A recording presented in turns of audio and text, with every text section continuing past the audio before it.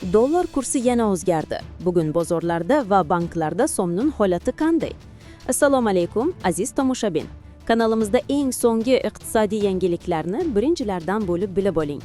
Videoga like bosing va obuna bo'lishni unutmang. Bugun 24-oktyabr holatiga ko'ra 1 AQSh dollari rasmiy kursda taxminan 12.115 so'mni tashkil qilmoqda. So'm kursi biroz mustahkamlanib, dollarga nisbatan 0.6% ga pasaygan. So'nggi haftalarda dollar 12.117, 12.235 so'm oralig'ida harakatlanmoqda. Yil boshidan buyon esa so'm 5% ga qadrlangan.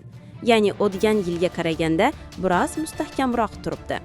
Mutaxassislarning aytishicha, bunga ichki iqtisodiy barqarorlik, eksport hajmining o'sishi va Markaziy bank siyosati sabab bo'lgan. Biroq xalqaro bozorlardagi o'zgarishlar, xususan neft narxining pasayishi va dollar indeksining o'sishi so'mga bosim ko'rsatishda davom etmoqda. Demak, hozircha dollar kursi biroz pasaydi, lekin bozordagi holatni kuzatishda davom etish zarur.